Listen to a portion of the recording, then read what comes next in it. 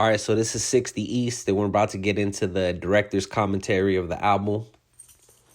So this intro was actually an intro that me and Phil the Pain had for a project we had made that never came out. And I always liked the intro and wanted to use it for whatever album that I did. I like the idea that, you're getting in the car and it's like you're taking a ride around Ontario. And this first little skit that gets played, I actually found in a documentary about Ontario where they're talking about Tent City, which was a homeless community that was placed right near the airport. And basically the cops let them stay there as long as they stayed out of downtown and basically out of sight, out of mind kind of deal. And, I've had multiple friends that at some point in their lives had to live there. I thought it was dope, too, because it's kind of like a reveal of the concept of the album. You're getting in the car and riding around Ontario or whatever, and then this kind of gives you the insight into the city. And then as the channel changes, it goes to Big Boy, and you're hearing about this dude, this artist from the city or whatever. And, I thought it was a good way to kick off the album and kind of tell people what the album was going to be about. This Big Boy interview was crazy because the whole reason that I even got interviewed by Big Boy was on some random stuff that had happened or whatever, and I ended up getting invited to do the interview or whatever, and by chance someone on his team had met me in Barcelona from a show that I was doing or something like that, and so she knew who I was, and she ended up telling him, and then he ended up asking me about the music stuff and all of that. And since I mentioned the album or whatever, we were like, yo, it would be dope to have this be the intro of the album. And I mean, it's Big Boy, and since it's a radio show, it kind of added to the idea of, getting in the car and riding around the city and listening to the radio. Yeah, that interview was so dope, getting to talk to Big Boy. The funny story behind that, too, is I was at a job at a weed warehouse trimming weed when we did that interview, and you could actually hear some of the guys in the background talking.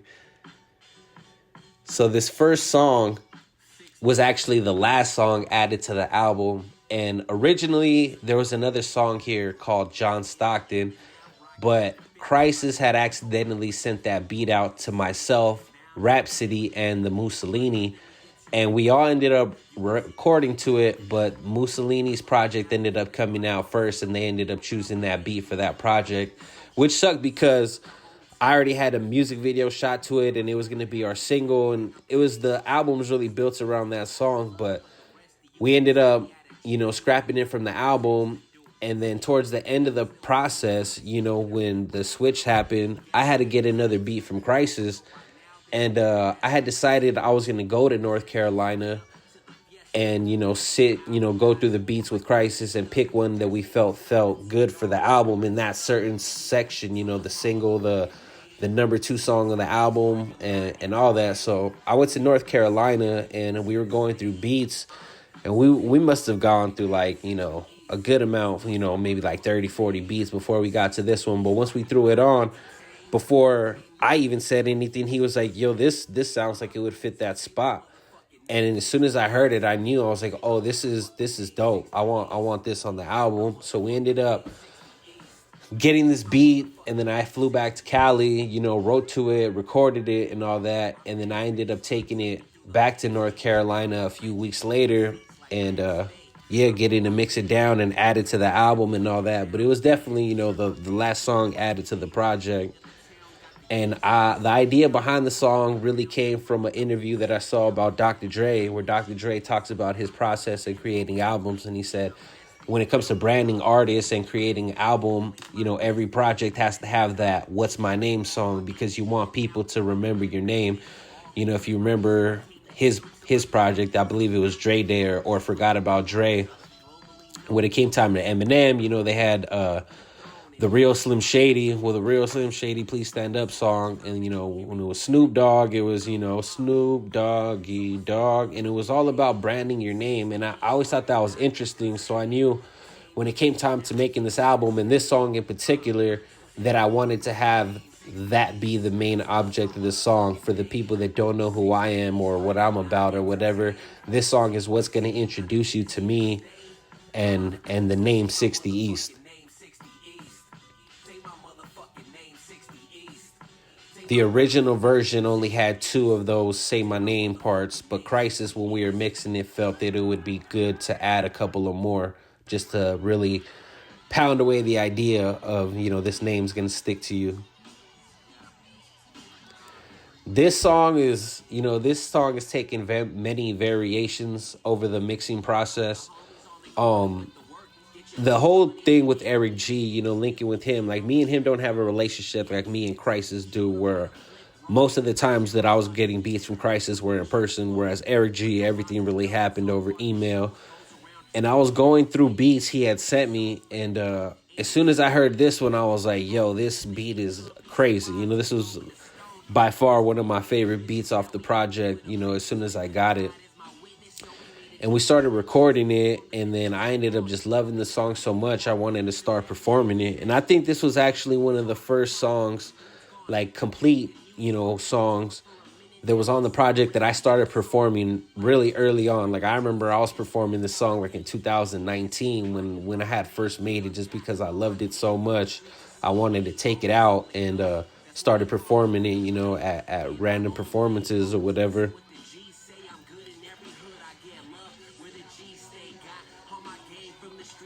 Shout out to my older brother, Metric. During the process of this, the mixing process around 2020, 2021, me and him were hanging out a lot more often, and he really put his hands all over this project. And this song in particular, a lot of the sound effects and the hook that you hear came from him.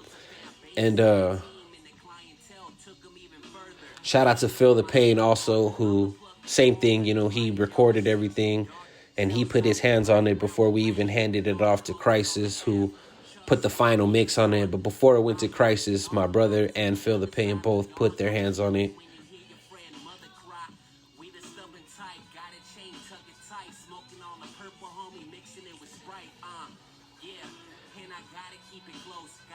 The whole song really was inspired by Too Short, a line that he had in the song.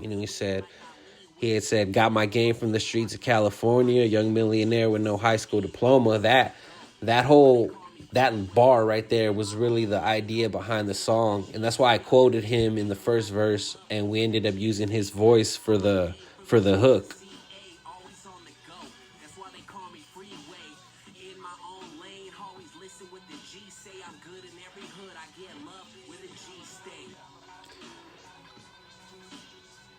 Usually when I perform this song too, like I'll throw his version at the end of it to kind of, as kind of, like a Easter egg for the people listening, and just to kind of add to the show also. And we named the song Freeway to also reiterate that my name is a freeway, and to kind of just play on that. This song is dope. Once I got it from Khrysis, I knew that I wanted a crew track. And I always knew that I wanted a crew track on this album of cats that I respected from the city or whatever. The first dude, Oktane, is from Audio Push. For those of you guys that don't know, they started the jerking movement back in the day and had a whole run with Hit Boy. And, they've had a crazy career and were one of the first people from, the younger generation of the Inland Empire to really put us on the map.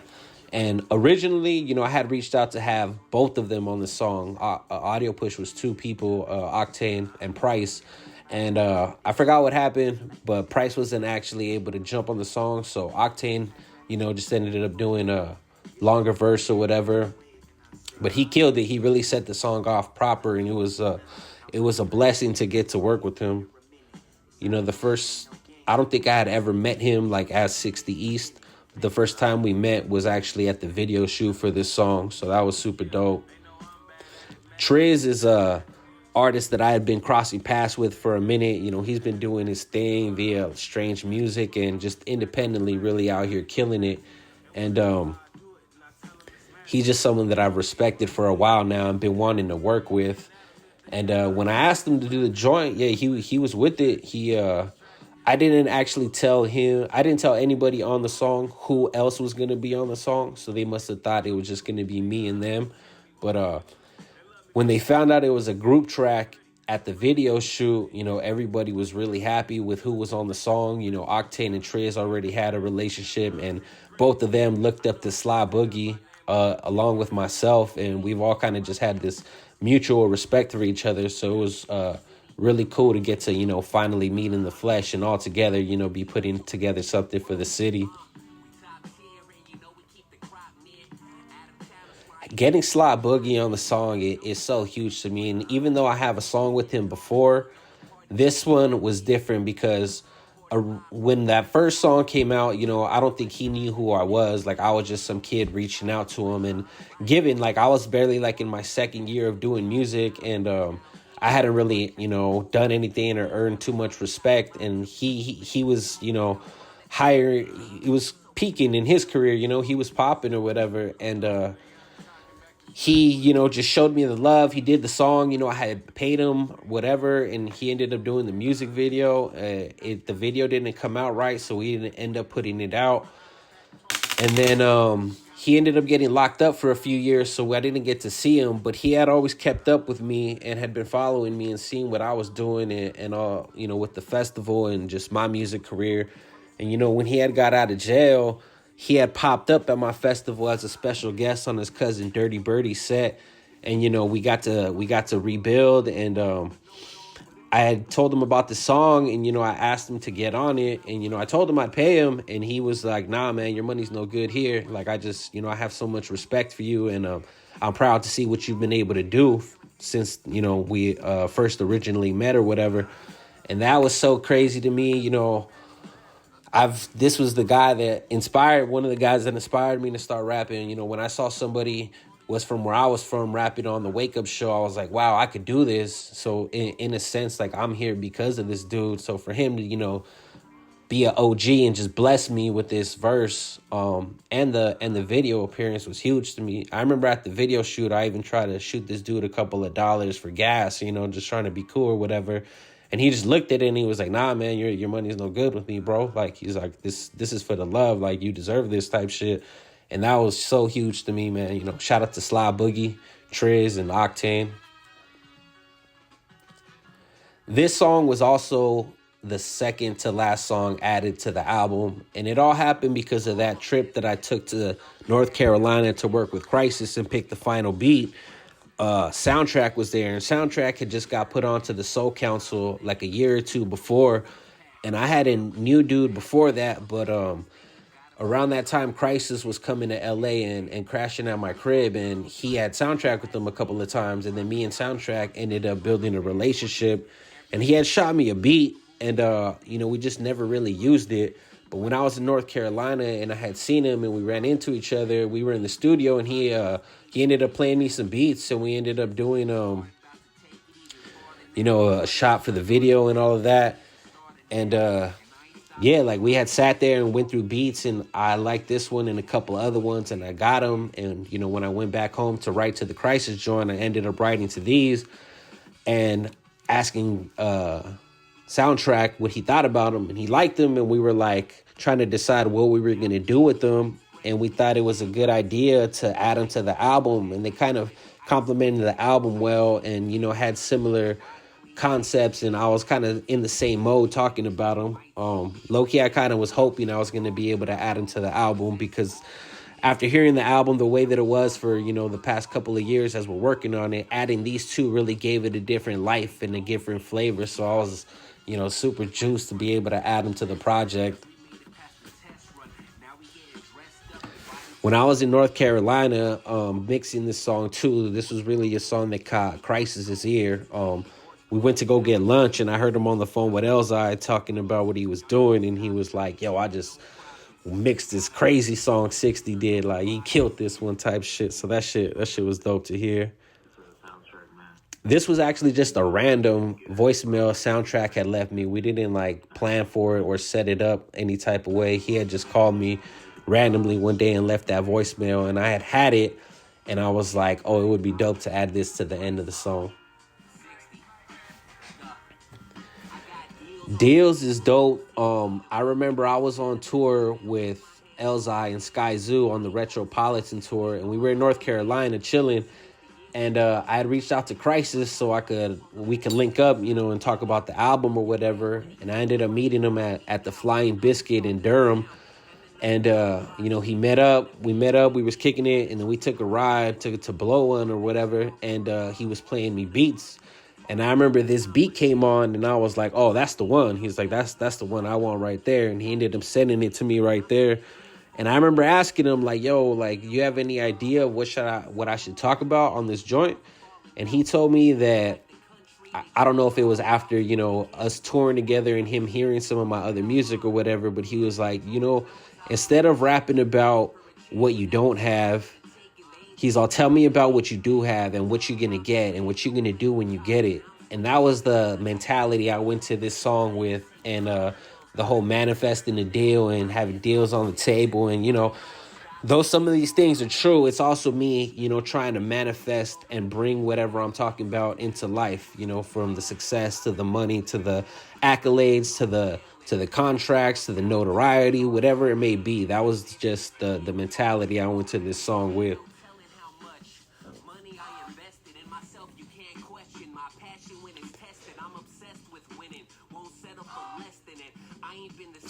I buried my best friend. So the whole song, the music video had also came about when I had told my homie Mighty Muzz to roll with me to North Carolina because we were gonna work on the album, and I was gonna go grab that last beat. And we ended up shooting the video for this at Khrysis' crib, and then we went to Jamila Studios to work on some things, and that's where I met up with Sndtrak. And if you see the video, the Jamila sign, that's actually the main entrance when you walk into the Jamila Studios out there in North Carolina, which was a blessing for me to even get to go to because, I'd always heard of artists that were working with the Soul Council and Ninth Wonder that if you want to work with him or if you want to work with them, you got to go down to North Carolina and go to the studio and work with them there. And, getting to go there and work on my own music and stuff, like it was just a blessing, growing up a hip hop kid, listening to, Little Brother and Rhapsody and everybody that has came out of there and the big hits that have came out of there, being able to be in the building as an artist was just was a blessing. And, halfway through the session, I actually got to meet Ninth Wonder there. I had met, we had a relationship already, but it was cool that he was there and Cash and some of the other producers that work out of there. That first segment in the song Ontario Zone, I forget what comedian it was. I think it was not Carlos Mencia, Fluffy, but he did a show at the Ontario Improv where he shouts out Ontario, and I remember hearing it, and I thought that would be a dope intro for this song. Again, with Eric G, when it came to picking beats, he was really just sending me files of beats and letting me pick whatever I wanted. And I was going through a file one day, and I came across this song called, this beat called My Hometown, and I could hear the sample saying, my hometown or whatever. And I thought it was perfect because I'm working on this album about my hometown. And then I found the song and I was like, wow, like this was meant to be. And that's kind of where the concept of the song came from, was birthed from. And, I talk about the city throughout the whole album, but this song is about the city in particular. This was really going to be the title track of the project, but we decided to call it My Hometown instead of Ontario Zone. But this was really meant to be the title track of the album. All the news articles that you hear are also from news cast that happened in the city that we were able to find. That's why the hook goes, this is Ontario Zone, because I was originally the name of the song. The whole kid kill a cop at a City Hall line, that actually happened in Pomona, which is just a few streets away from Ontario. But that was just something I remember happening when I was in high school, and just, it just made national news. And, this 15, 16-year-old kid was trying to impress a local gang, and he killed a cop. And, it just kind of goes to show, I don't want to say the vibe of the area that I'm from, but it's definitely a part of it, and some of the things that go on, and the influence the gangs have on the streets around here and all that. Mountain to Milliken, Philadelphia, the 4th Street is a frame of the city. There's definitely streets that, stay outside of those barriers that are part of the city. But to me, that's always kind of felt like, Ontario's always felt like a square, and that would be that square for me. This last little skit of the song is actually Diana Taurasi, the professional WNBA player. She actually went to school in Chino, right down the street. But I remember seeing her like at house parties back in the day, that I would, sneak out and go to with my older brother. And I remember I would see her there, and then, seeing her blow up and all the success she's been able to have as a, Hall of Famer and all of that was dope to see, and definitely like a local inspiration. And I thought it'd be dope to have her on there, being that, she's from the area also. My brother actually found the singer for this. Everybody thinks it's a sample, but that's actually somebody singing. And back to when he was mixing the project, 2020-ish, 2021-ish, he thought she would be dope to add to the song. And I agreed. So we ended up keeping her. Back to shouting out movies, man. Shout out Sling Blade and the movie Signs right here. Getting next to LES, that's like, a shout out to my festival and the year that I was able to book Mobb Deep on the festival, and getting to build with, LES and the whole Infamous squad.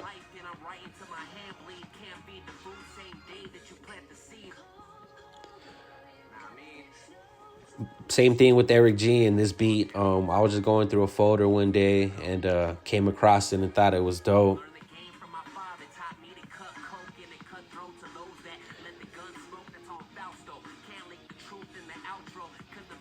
The whole talking about my pops and the weight and what happened with my grandpa right here is also a testament to the inner panels of the album. If you see closely, there's actually a card for my grandfather's funeral when he was murdered. And then the centerpiece is, the time that my pops and his crew had got busted for moving weight and all of that. And that line right there is really like a shout out to that.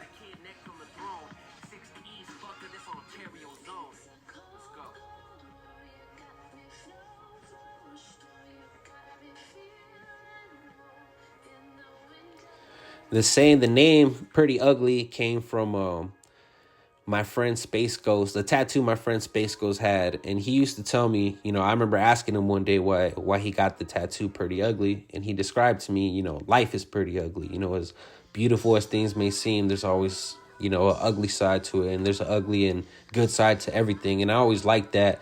And that's actually the name of my record label. And I wanted to use that as the name of this song, because the song reminded me of something similar.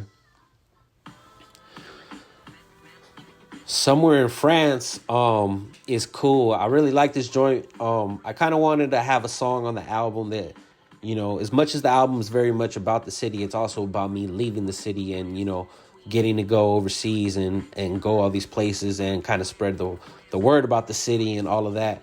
And I have a friend in Paris, a super dope DJ, super notable out there, named DJ Edem.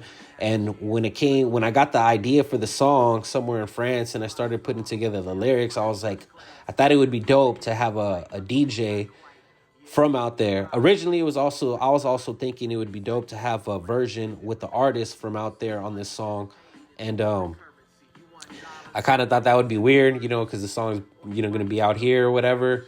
And people don't understand French out here or whatever, but there might be a version out there with the French artist on it. But yeah, so I wanted my Paris homie to jump on the hook, and that's why I asked him to do the scratches, because he's actually from Paris. Blueprint, I heard his voice. He's always had such a dope voice and delivery to me, and conceptually is just able to knock things out of the park. When I had this open verse, me and him had a relationship because I had booked him on the festival before. And I had gotten a beat from him also. And the door was open to work with him on some music, and I thought this would be the perfect chance. And he knocked it out of the park.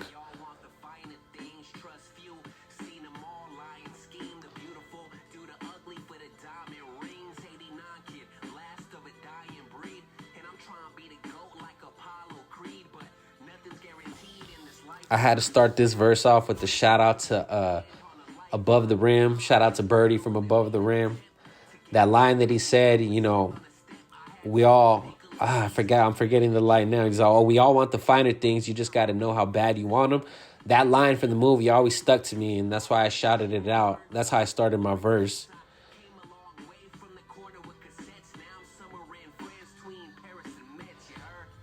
And the hook goes between Paris and Metz because on my early travels out in Europe, touring and stuff like that, I had got booked for a show in France called Metz, which wasn't far from Paris, but that was my point of reference because I had never really been outside of Paris before that. And the idea had came from that, you know, train ride from Paris to Metz, just because I had remembered it so distinctly because I did that show out there. This was the, you know, again, in the last 3 songs to get added on that trip that I went to North Carolina working with Sndtrak. This was another beat that I had chose. The hook was initially different also. While we were mixing it with Khrysis actually changed the hook around, took part of the verse and used it as the hook. And I agreed. You know, we didn't always agree on the changes he was making to the album, but that was one that I thought really complimented the song, and it kind of gave it a slightly a different direction. And he had pointed out to me the hook that I was kind of being repetitive at what I had said in the verse, and it made me realize it.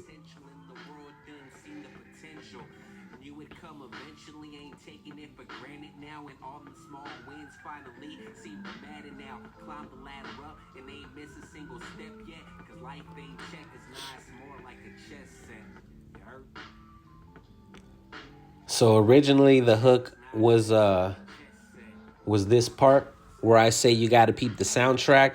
That was initially the hook, just me repeating it twice. But we ended up leaving it in there just kind of as a filler or whatever. But that was originally the hook. And Khrysis actually chose the name Chess for the song.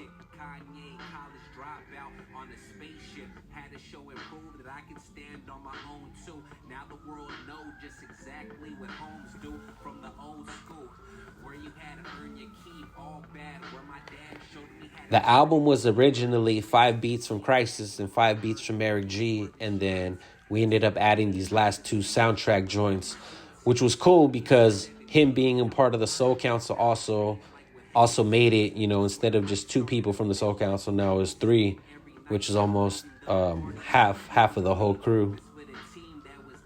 And as a hip hop head, as a hip hop artist, and as a hip hop, you know, nerd, that means the world to me, you know what I mean? Getting to have that representation with one of the best production teams in the game.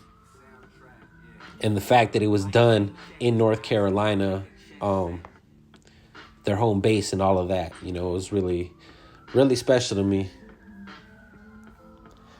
The next song in was actually the first beat that I got from Khrysis, and I had got this beat in 2018 when we were on the Jericho Jackson tour, and that's actually how I met Khrysis. You know, I had got selected to be the opening act on that Jericho Jackson tour. And while we were on the tour in Atlanta, you know, me and Khrysis had already had the conversation of working together. And then I think it was an off day, and he was like, yo, you want to check out some beats? And I said, yeah. And I ended up choosing this one and started writing to it in Atlanta with Khrysis and Elzai at the Airbnb. And so this was the first song done for the project. And I didn't know what we were going to do with it. You know, it was just kind of a concept song, and it wasn't really in any direction. So I didn't know where the album was going to go when we had this song. But we just had this song sitting there for a while. And then I had the idea of having a DJ scratch the hook. We didn't have too much scratching on the album, so I thought it would be dope. And I actually met DJ Rhettmatic through Khrysis on that Jericho Jackson tour. We did an interview at Dash Radio, and Rhettmatic was the host, and we ended up building a relationship from there. And, I ended up reaching out to him, and he ended up just, doing it for the love. He was like, you know what, I rock with you. I rock with Khrysis. He's like, don't even worry about any payment or anything. Like, I'll do this on the string. For the music video, we actually shot it on top of an apartment building in Hollywood that I was staying at the time. And Khrysis he just actually happened to be in town at the time, staying at my spot. And it was on a random day. We ended up just, going up to the roof and shooting the video up there. And I had the idea of using the word in. I forgot where the idea came from, but I just liked the concept. And, midway through the song, I flipped from the in to N. Instead of IN, it's the EN words or whatever, just to kind of play with the concept and show people like I'm the one writing the rules. So it's not me. It's not a rule that I can't break, but it was something that I wanted to play with. And maybe as a shout out to something that I'm going to do in the future, whatever. But shout out to Muds for shooting the video. It was super dope. Shout out to DJ Rhettmatic also for looking out. He's one of the best to ever do it on the tables. Soulfly, man, this is one of my favorite songs on the whole album. Blue really kicked it off, like made it feel like a cypher by shouting out me and Sa-Roc. He was actually he was the third person to get added to the song. Originally, it was just me on the beat, and then I had a relationship with Sa-Roc already based off meeting her after booking her on my festival and then running into her like at different events we would be performing at or whatever. So the line was open to work with her. And once I heard like the soulful vibe of this song, I thought she would just sound so dope over this and would knock it out the park. So I had reached out to her, and then she ended up shooting me a long verse. I think it's 24 bars or whatever, but she just goes off. You know what I mean? She just tears it up. And I knew I wanted another person on the song, and I needed somebody that could, keep up with me and Sa-Roc. And I thought Blue would be dope, even though that I've worked with him before. I thought it was dope because he actually lived in Ontario and went to school out here for a short period in his upbringing, and he could rap his ass off. So I knew he wasn't going to be a slouch on the track with me and Sa-Roc. And since the song was called Soulfly, I always think of, Soul Amazing and a lot of the stuff that he did that's very soulful and just references the word soul. I thought it would be dope to add him to it. So I ended up reaching out to Blue, and we already had the relationship. So he said, it was all love. For the hook was blank for a minute. It was just kind of the beat rocking, and then we played with the idea of jumping verse to verse. But I had a friend named Stephanie Soul whose voice that I felt would complement the song, like, deep. So I reached out to her, and she ended up shooting the vocals and filling out the song. And, I played it for Khrysis, and he liked it. So we ended up playing with it and adding it. And she had initially sent a different part for the hook, but when Khrysis got to mixing it, he felt that this was a better part to use for the hook. And then he ended up using the hook she had as part of the outro. But she was actually the last one added to the song. So it was me and Sa-Roc initially, and then we added Blue, and then we added the singer. And it really built the song out. I think this was also the first beat that I got from Eric G when I started working with him on the album. And it really gave it, that soul council feel. Shout out to Stephanie Soul. She really killed the hook. Shout out to Sa-Roc and Blue also. They killed their features. I remember when I got Sa-Roc's verse, I went crazy. I was like, oh my God, she killed it. And I'm not mad, if she killed me on my own track, like she did exactly what I wanted her to do.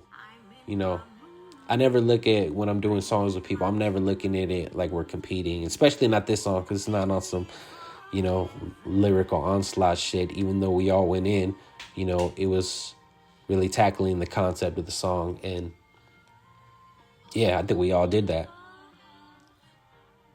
Shout out to the homies. Lil Brother,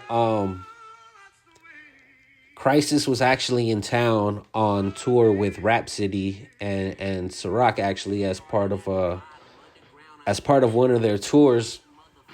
And I went out to the show, and this was pre-COVID. This was like March 2020. So this was like the last show I went to before COVID shut everything down. But at the show, I got to link with Khrysis, and he told me he was going to be in town for another day to pull up and to pick up another beat for the album or whatever.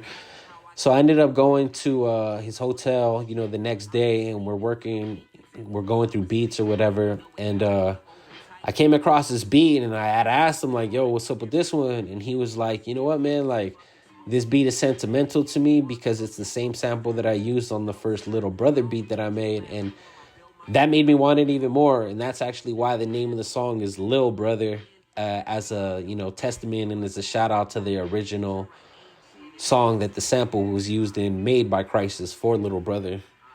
I always like that connection to the song. At the end of the song, in the original version of the album, I talked for like a minute on some Kanye West shit. I always thought it was dope how Kanye ended that first album with him, ranting at the end, talking about his come up or whatever.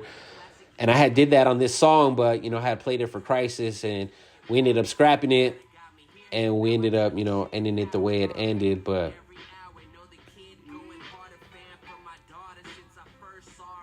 I remember when I chose this beat, Khrysis kind of nodded his head and was just like, okay. And he was like, man, that the slow beat shit is kind of hot right now with Griselda and, Rock Marcy and all these people doing it. He was like, man, I'm trying to speed the tempo back up. He's like, I'm trying to get people off of that. So this beat was actually a little slower, and he ended up speeding the tempo up a little bit just because, like I said, he wanted to bring the tempo back up or whatever. But yeah, that wraps up, the director's commentary for the album. I hope you guys got some inside information, some insight you guys didn't know or whatever. I always like listening to these when it comes to movies, so I thought I'd do one for the album. And I've never done one before, so I thought it would be something dope for the people, that are really into the album. Thank you guys. Appreciate you. Much love. 60 East, Ontario's own. Peace.